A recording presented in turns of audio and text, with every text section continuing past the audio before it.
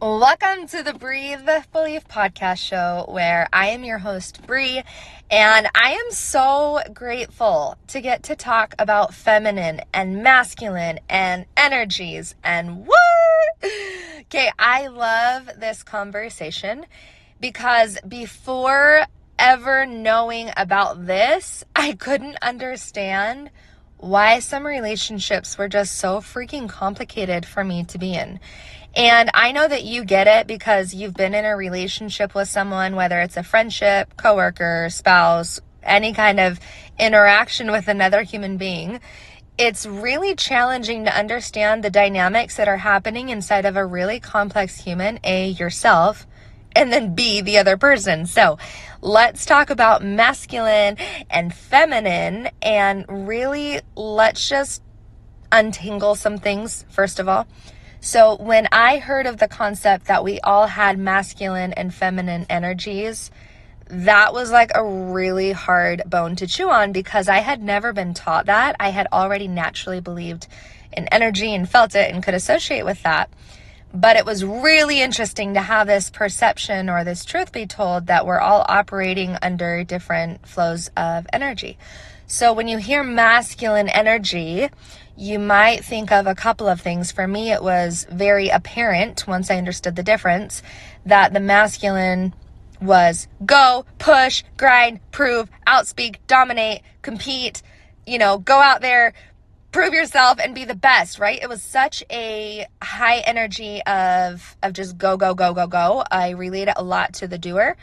And that part also, like anything else, masculine or feminine, there are always going to be shadows and light, right? There's always an unbalance or a wound, and sometimes it shows up in different ways, right? Like the unhealthy masculine doesn't know how to be present, how to hold space, and how to just show up, right? Where you have a lot of masculine men that are out there doing the thing, right? That are out there, and masculine women, by the way, like there's just as many masculine women as there are men sometimes, right? Or vice versa.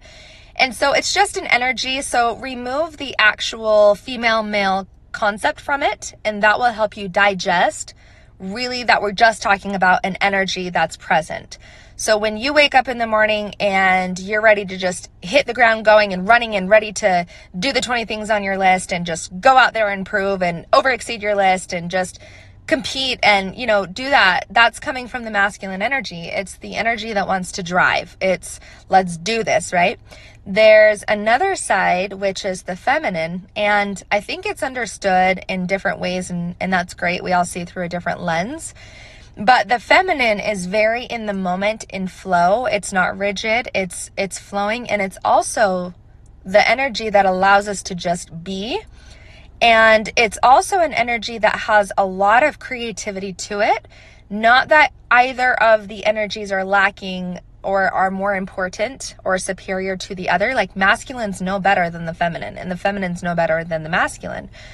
But when you're out of balance, this will show up in your relationships. And I'll give you a prime example following what we've been discussing and how it relates to you. Because everything that you learn, whether it's an audiobook you're digesting or a coach you hired or a program or a course or whatever, there's always a reason behind it to take it back home. Because if it's not being embodied, you really don't know it. And I just felt inspired to quote it, and I'll just say it, sorry. But hello, to know and not to do is really not to know. And Stephen Covey says, yeah, you can recite all the right answers, right? You can listen to podcasts like this one and say, I know, yeah, I know, fold your arms, I know, and be closed off. But if you're not actually embodying the information that's being intaken or being given, then you actually really don't know. Because we just have this idea that consuming energy or consuming information is like the only thing we're put on the planet to do, right? Consume. And that's another whole topic in itself. But the masculine and the feminine, when they are balanced, will show you a different relationship and give you a healthier relationship, even with yourself, than one that's unbalanced. So for example, in my first marriage, I was in such a masculine energy that I had no idea I was doing this. Now, it resulted in a lot of fights, and it's so awesome when you become conscious or aware, because then you can tie your awareness to what energy you're in and understand how it's showing up with your partner. So naturally, females want to be in their feminine. Not all of them. Naturally, though, that's the core of who we are, right? So if you want to put a label on it, well, you're male, so you should be masculine. That's not always true. There's a lot of men that have a really big heart who are in flow and who aren't necessarily wearing the mask of needing to be this macho version of what the world tells them to be. So again, we're going to go to basic. Just think of an energy for right now. But in my first marriage, I was in such a masculine place that anytime he didn't show up as this awesome masculine man that I envisioned in my head, I was really confused on why we were fighting, and was so resentful that he wasn't showing up on who I needed him to be. And then I would just get pissed, right? Like, I go to work and I pay the bills and I come home and I do the laundry and I do the dishes and I. So my ego was super addicted to proving. Okay, I was in my masculine because I had to prove. I went to work, I did sales, I was a high performer, I was already in this performance mode. It was, look at me, let's push, let's grind, let's go harder, let's go to the gym, let's lift weights, let's be in this masculine energy, and then come home and still bring that into my home environment, which was, I'm the best, let's go, let's compete. And in that space of being in my masculine, he couldn't show up that way because I would smack him right back down into his feminine. So here's an analogy. If you could imagine a battery and putting two negative charges together, it doesn't allow for this unity or this charge, right? Like, you just can't do that. You're not going to get what you're needing out of it. So positive, negative, right? They attract. But a negative and a negative, there's going to be resistance. There's going to be tension.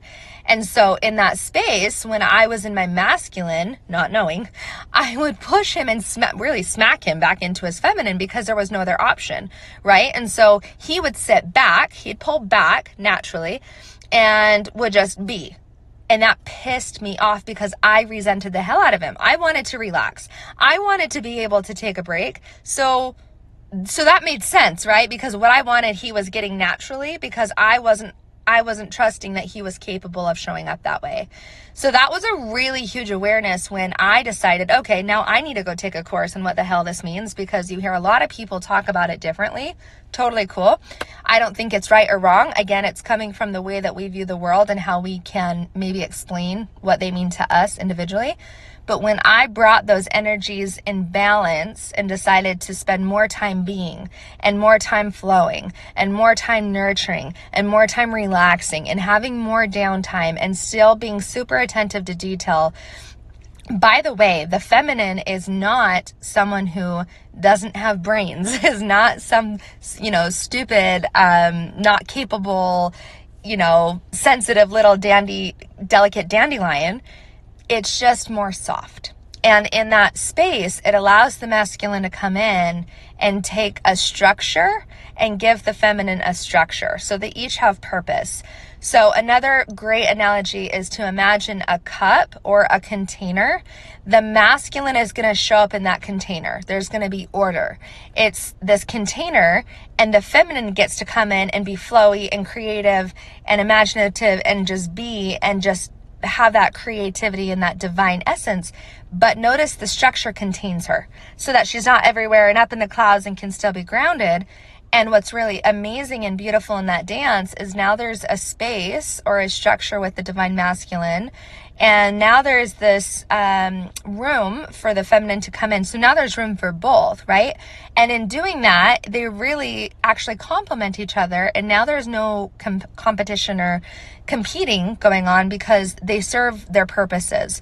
So the masculine is going to embody task-oriented. It's very driven to get things done. It's got you could think of it like a to-do list, a checklist, right? It's very driven by action. And action is also taken by the feminine. It's just a very different energy. Because if you wake up and let's use work. It's a perfect example. You need to go to work. Duh. Hello. Welcome. Good morning. You can still approach your work in a different energy, although the work doesn't change. So I'll use sales because that's been my experience my entire life. In fact, most women don't actually appreciate or like sales because, again, it's been painted ugly, let's be honest. It's been painted ugly by thinking it needs to be ugly and pushy and dominant and all the things, whatever. Here's the difference though. I had a sales career in the industry of sales and was approaching it from the energy of masculine, which was, I'm the alpha, I'm the best, I'm the dominant lobster, I'm going to go kick your ass, let's go. And I guarantee I can beat you. I love that.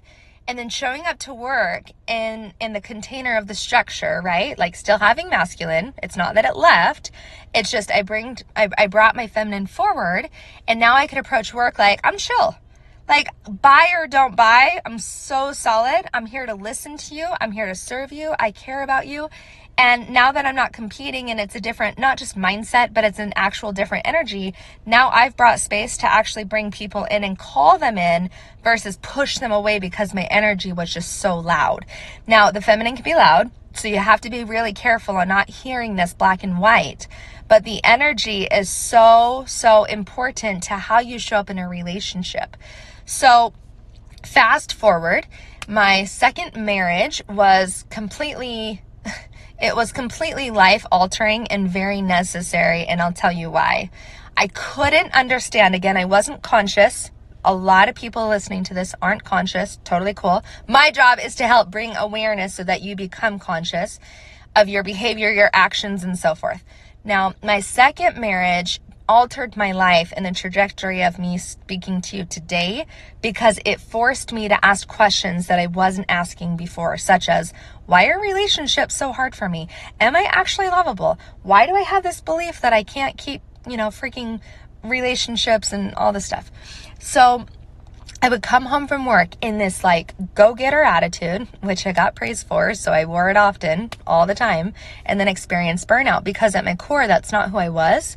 But this world praised me for being in my masculine. In fact, if you're a woman and female, pause everything you're doing right now, like everything, put it down, ask yourself, am I living in my masculine because that's honestly who I am at my core?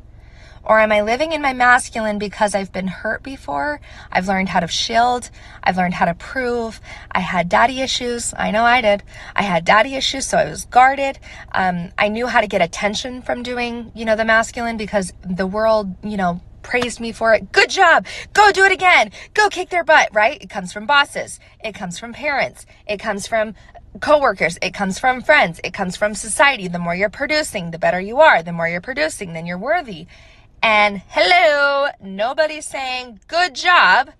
You were perfect at just being you today. Like, so back twisted, okay? So I'd come home from work in this go-getter attitude, thinking like, oh, hell yeah. Like, anybody that knows me, like, would love me because I did this today, and I did this today, and I did this today, and I did this today. And by the way, I probably did 10 times what you did, right? I was really good at output. So then I'd come home, and my husband was so good at just being. And I remember coming home and I felt safe enough to put all of my walls down in the relationship. And I had never felt that in my first marriage because I didn't feel safe. And again, I wasn't conscious. I couldn't understand why. I had daddy problems and thought it was totally normal to guard your heart because if you let anyone in, you will be damned. So fast forward, I have this husband who lets me just be myself. And I had never had that before. I just put everything down. It didn't matter how well I performed. It didn't matter, how great I looked that day. It didn't matter. All of the things didn't matter. And I was able to just chill and veg out or lay on the carpet floor just because I wanted to, right? And have this authenticity start to come out in me because for the first time in my life at 23 or 24, I didn't have as much weight to carry when I came home. Now, I had other weight to carry, but it wasn't coming from my masculine walls. My masculine walls were coming down because through him, I found safety. Those were 2 red flags because through him, I found safety. And it's okay to recognize that you find safety through other things and people, but safety really does come just back to being in our bodies, embodiment. And that's another podcast we'll go into because embodiment is the key to safety. So that was great, right? You have to learn somewhere. And the second red flag was that I had to wait for someone to show up in my life who let me just be. And that was my second red flag, because I didn't know how to do that on my own. And that was really mind-blowing, like really mind-blowing, because, and I say red flag because there was a lot of times that I mistaken love, or had mistaken love for really falling in love with a different part of myself that I had never been familiar with. Now, this is a vulnerable topic because I speak to women and thousands of women all day long. And what I'm noticing is that they are finding projections of themselves onto their spouse. And it's fine if it's coming from a healthy place, but it's not fine if it's not being owned. Okay, so like, it was okay that I found safety in my husband. Everybody wants that. What isn't okay is that as soon as we divorced and he left and things happened, I didn't know how to be safe. Like, my safety walked out when the papers were signed. Like, we were done. Like, so safety left. Like, my foundation under me crumbled. And when you don't know how to find safety and security in that, that sucks. So back to the masculine and feminine. When he was in his feminine, it was like so mind-blowing to me because I had never seen it modeled before. And just like I had said earlier, to circle full round, he was a male, but embodied a lot of feminine. Okay, so you can be in one energy most of the time and not be balanced, and you can be male and be in your feminine, and be female and be in your masculine.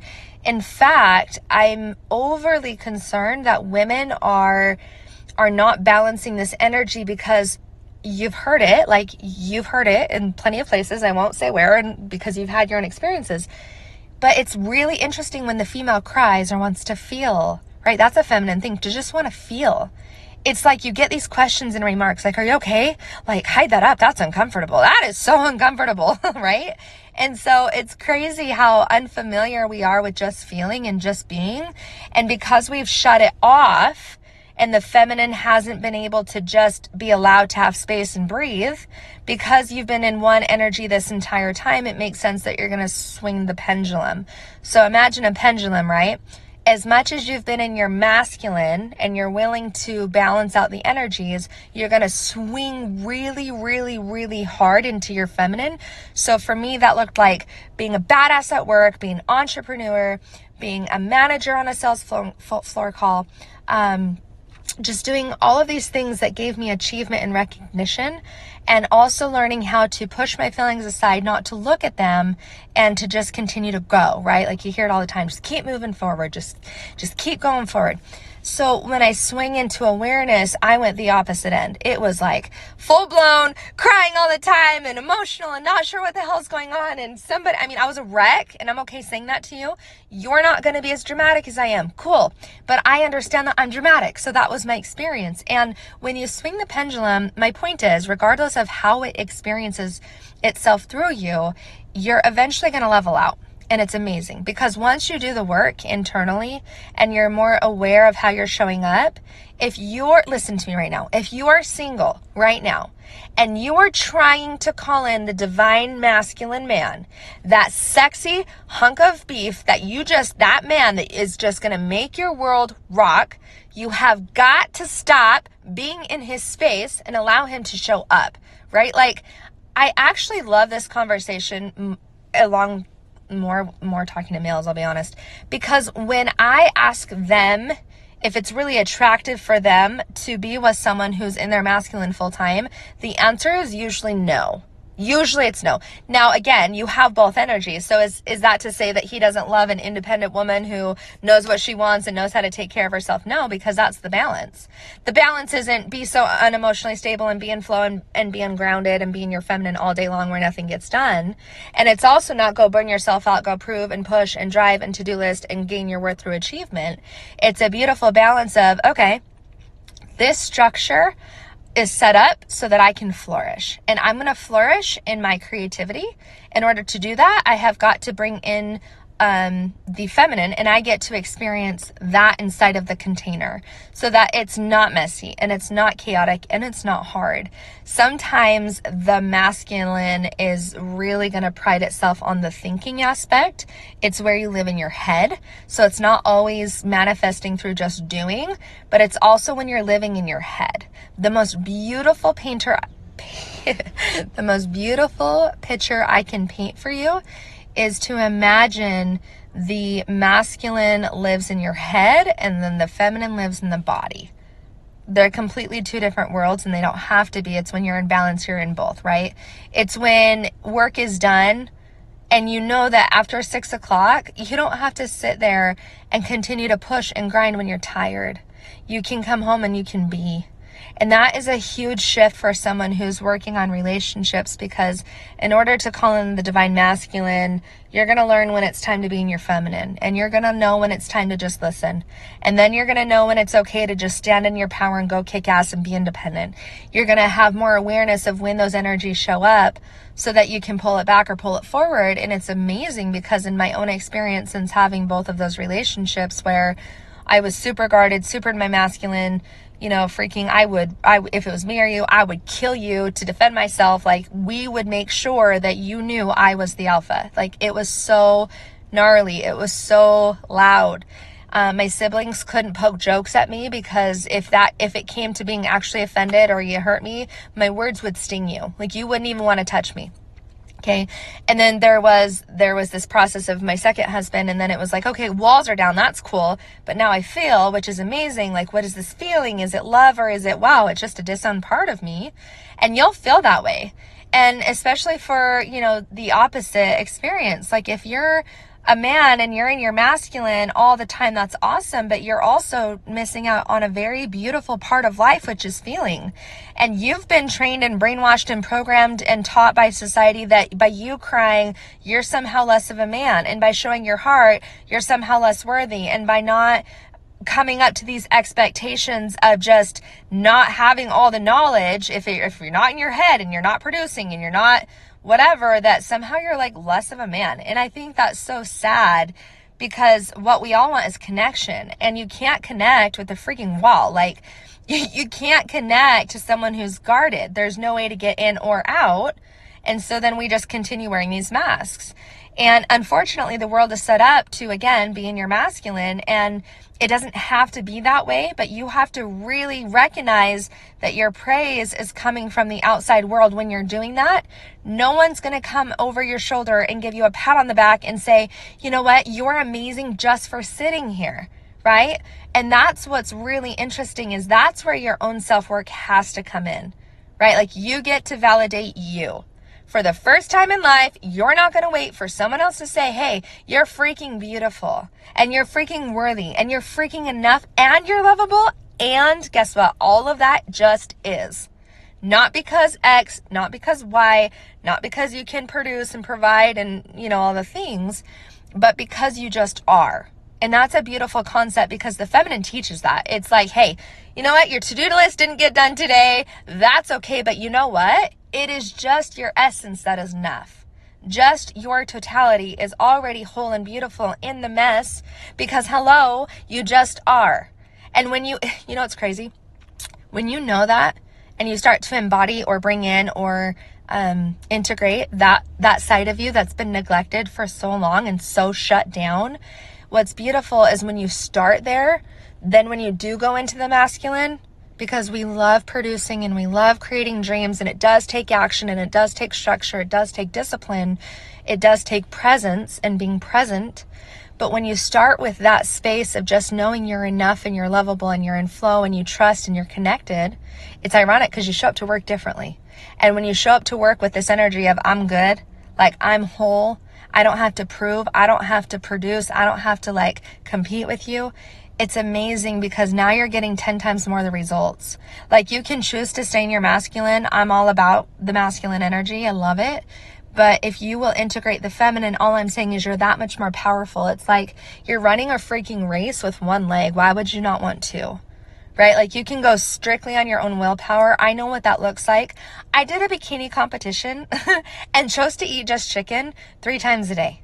Ew, not a life to live. But I did it with this willpower and this nasty will to prove to myself that I could do it. And I say nasty because it was not coming from a place of I'm enough, this is amazing, I feel so fulfilled, I feel joy. It was coming from I have to do this. I have to do this because then I will know that when I was cheated on, it will be worth it because I will look good like she does. And it's like there's a part of this that breaks down the story, and there's the other part of this, which is recognizing you have two energies inside of you, and they're constantly happening all of the time. And so when you go in to set your goals, let's look at that. Let's look at like, hey, are we trying to just go out there and dominate and compete and prove that we're the best and be ego driven and be in our thoughts all day long and then be burning out and then go back into being in our head and burning out and then go back into our head and, oh, we do that because we don't know how. So the last thought I truly believe is that we don't know how. So you hear these concepts of the masculine and the energies of masculine and feminine being inside of you, that you have both with or without a partner. And you hear that the masculine lives in the head and the feminine lives in the body. Well, I'm convinced that a lot of people, especially us females, we don't live in our body because we don't feel safe, A, and we don't know how, B. Because again, we are in a society that loves to give us a lot of information where we consume a lot of things. Then we go into overthinking, which leads into anxiety, which leads into more doing, and then leads into this negative and nervous energy. And that's where the masculine is. Hey, stay busy. Hey, stay busy. Hey, just keep going. Just stay busy. Don't get still. If you would get still, your life would change. You have to get still, and you've got to put attention on coming home to your body, because that's where you feel. And if you're disassociated from your body, how the hell are you going to use your senses, right?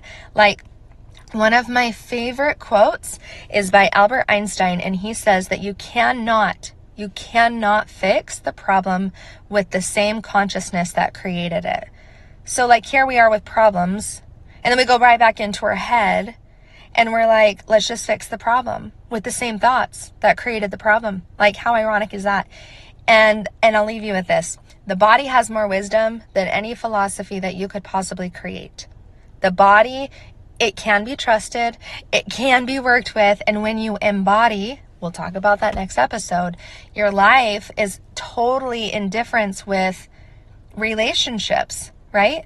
Because now you're realizing, oh, like half of my relationships were built on me proving, and half of my relationships were built on not feeling good enough. So I actually attracted people I didn't like and that don't serve me, that don't align with where I'm going. When you're in your feminine, it's also like, okay, cool. Like I'm more in tune to my gut feelings. I'm more in tune to my intuition. I'm more in tune to what's happening even when I'm not thinking. Like, you're gaining knowledge just in a different way. And so the feminine definitely supports the masculine in that way, because again, both love knowledge. It's not better or wrong or right to be in one or the other. I'm just saying, look at why you're in that energy. Is at the core of who you are. And lastly, don't forget that you can't attract the same energy. It will repel them. So when I got divorced, I realized, oh, I can't be in my masculine full time, because then that just means I'm going to continue attracting men who are just in their feminine, and then I resent them, and I don't want that. Like, I don't want that. I love and appreciate someone that provides, and someone that takes care, and someone that's got structure, and someone that's got, like, they've got these amazing and beautiful qualities. And, oh, like, if I'm going to take up all the room, like, there's no room for him to come in. So, okay, I'm going to do that. I'm going to shift. I'm going to keep my independence and keep my masculine. I'm just going to be more aware that the energy I'm sending out is repelling what I'm trying to call in. And I love the challenge people send me when they're like, I don't believe in energy and that BS, Brie. And it's like, cool, you don't have to. But there is a reason that your relationships aren't going the way that you want them to. And you have to understand the complexity of human beings, because we're spirit beings having a human experience, right? It's not backwards, but we've been taught differently. So if you would like to book a call, I actually go through this discovery process with you to help you understand a lot of different things, and not just in your relationship, but to gain your self-confidence back, to gain your self-worth back. A lot of women or men are not falling in love, not because they don't know how, not because they can't, and not because there's not a surplus of love or the right person, but the the dirty truth is you just don't have confidence in yourself. You're coming from a place of lack, so therefore you're approaching dating with tact. You're coming from lack, so you're using tact. And here's what's crazy. You don't have confidence, or your self-love isn't high enough that you're calling in what you want, separate from the idea that your energies are either repelling or calling in exactly what you're looking for. So we have to hone it in, and we have to bring it back to us. So I will drop a link below in the description of where you can book that call. The discovery call is so good because it helps us understand if you and I are a good fit. I know that there is a lot of things that really can help self-confidence, and one of them is coming to understand you, how you operate, why you operate, and then really just having an idea of where you're trying to go. A lot of chaos and confusion happens because we're very hyper aware of what's wrong, but we're not looking at all the things that are right. So go ahead and book a call if that resonates with where you're at in life. And if it doesn't, just look at and challenge the way that you're using your energy and how often you feel like you need to wear a masculine shield in order to produce, in order to feel worthy. And I think that's the root of the root of the root. So I'll leave you with the opposite of that exact truth, which is you are worthy. You're worthy already. So I'm excited. I hope your week is phenomenal. I'm really grateful for all the support. If you know someone that needs to listen to this, go ahead, share it, and I will see you on the next episode. Bye.